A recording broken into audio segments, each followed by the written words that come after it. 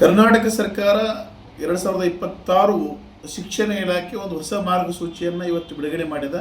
ಆ ಹೊಸ ಮಾರ್ಗಸೂಚಿಯೊಳಗೆ ಪ್ರಮುಖ ಅಂಶಗಳನ್ನಾಗಿ ಒಂದು ವಿಶೇಷ ಅಂಶ ಬಿಡುಗಡೆ ಏನಪ್ಪಾ ಅಂತಂದ್ರೆ 1ನೇ ತರಗತಿಯಿಂದ 12ನೇ ತರಗತಿಯವರೆಗೆ ಬರ್ತಕ್ಕಂಥ ವಿದ್ಯಾರ್ಥಿಗಳು ತಮ್ಮ ಸಮವಸ್ತ್ರದೊಂದಿಗೆ ಧಾರ್ಮಿಕ ಲಾಂಛನಗಳನ್ನು ಹಾಕಿಕೊಂಡು ಬರುವುದಕ್ಕೆ ಅನುಮತಿಯನ್ನು ಕೊಟ್ಟಾರೆ.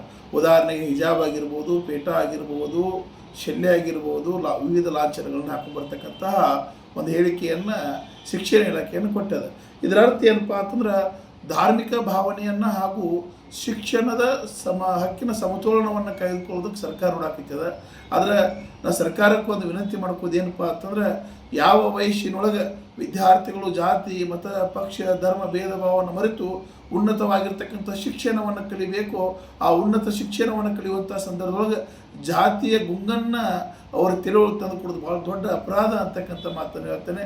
ದಯವಿಟ್ಟು ರುದ್ರಾಕ್ಷಿ ಆಗಿರ್ಬೋದು, ಜನಿವಾರ ಆಗಿರ್ಬೋದು ಮತ್ತು ತಸ್ಬಿ ಅಂತಕ್ಕಂಥ ಇಸ್ಲಾಂ ಧರ್ಮದವರು ಉಪಯೋಗ ಮಾಡ್ತಕ್ಕಂಥ ಜಪಕ್ಕೆ ಉಪಯೋಗ ಮಾಡ್ತಕ್ಕಂಥ ತಸ್ಬಿಯನ್ನು, ಉದಾಹರಣೆಗೆ ಅವುಗಳು ಏನಪ್ಪ ಅಂತಂದ್ರೆ ಕೊರಳೆ ಒಳಗಿರ್ತಾವೆ, ಅವುಗಳನ್ನು ಹಾಕೊಂಡು ಬರೋದ್ರಿಂದ ಎದಕ್ಕೆ ಅನ್ನೋದಿಲ್ಲ. ಅವ್ರದ್ದು ಧರ್ಮ ಅವರ ಪಾಲನೆ ಮಾಡ್ಕೊತ ಹೋಗ್ತಾರೆ.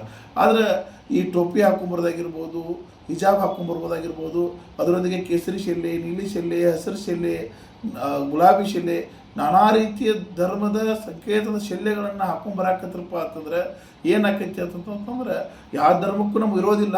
ಆದರೆ ವಿದ್ಯಾರ್ಥಿಗಳೊಳಗೆ ಶೈಕ್ಷಣಿಕ ಭಾವ ಹೋಗಿ ಜಾತೀಯತೆಯ ಧರ್ಮದ ಭಾವ ಹೆಚ್ಚು ಮೂಡ್ತಪ್ಪ ಅಂತಂದರೆ ಶಿಕ್ಷಣಕ್ಕೆ ಹೆಚ್ಚು ಒತ್ತು ವಿದ್ಯಾರ್ಥಿಗಳು ಕೊಡೋದಕ್ಕಾಗೋದಿಲ್ಲ.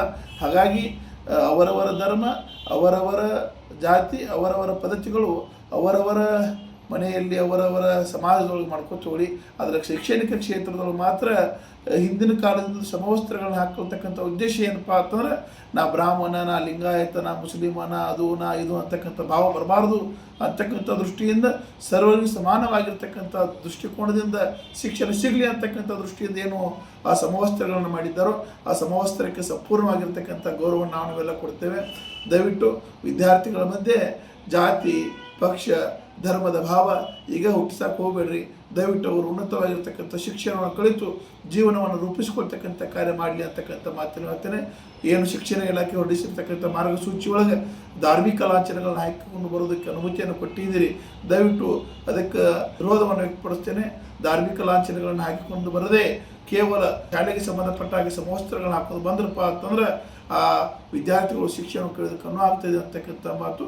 ದಯವಿಟ್ಟು ಜಾತಿಯ, ಧರ್ಮದ, ಅದರೊಂದಿಗೆ ಪಕ್ಷದ ಭಾವ ಸಣ್ಣ ವಯಸ್ಸಿನೊಳಗೆ ವಿದ್ಯಾರ್ಥಿಗಳ ಮಧ್ಯೆ ಹುಟ್ಟಿಸುವುದಕ್ಕೆ ಸರ್ಕಾರ ಕೊಡಬಾರದು ಅಂತೇಳಿ ವಿನಂತಿಯನ್ನು ಮಾಡ್ಕೊಳ್ತೇನೆ. ನಿಮ್ಮ ಮಕ್ಕಳ ಅತ್ಯುನ್ನತ ಶಿಕ್ಷಣಕ್ಕಾಗಿ ಬೆಸ್ಟ್ ಆಯ್ಕೆ ಬಿಎನ್ ಖೋತ್ ಸಿಬಿಎಸ್ಇ ಸ್ಕೂಲ್ ಹಾಗೂ ಸೈನ್ಸ್ ಅಂಡ್ ಕಾಮರ್ಸ್ ಕಾಲೇಜ್. ಪ್ರೈಮರಿಯಿಂದ ಡಿಗ್ರಿ ತನಕ ಇಲ್ಲೇ ಕಲಿಯುವ ಸುವರ್ಣಾವಕಾಶ. ಹೈಟೆಕ್ ಕಟ್ಟಡ, ಆಟದ ಮೈದಾನ, ಹಚ್ಚ ಹಸಿರಿನ ಪರಿಸರದೊಂದಿಗೆ ಶಿಸ್ತುಬದ್ಧ ಶಿಕ್ಷಣವೇ ಇಲ್ಲಿನ ಧ್ಯೇಯ. BN Khot International Public School is not only for examination but for life. ಮಕ್ಕಳ ಸರ್ವಾಂಗೀಣ ಅಭಿವೃದ್ಧಿಗೆ ನುರಿತ ಬೋಧಕರು, ಹೈಟೆಕ್ ಲೈಬ್ರರಿ, ಸೈನ್ಸ್ ಲ್ಯಾಬ್ಗಳು, ಸುಸಜ್ಜಿತ ಹಾಸ್ಟೆಲ್, ಸ್ವಿಮ್ಮಿಂಗ್ ಪೂಲ್ ಸೌಲಭ್ಯವಿದೆ. BN Khot International Public School provides opportunity for hands-on activities.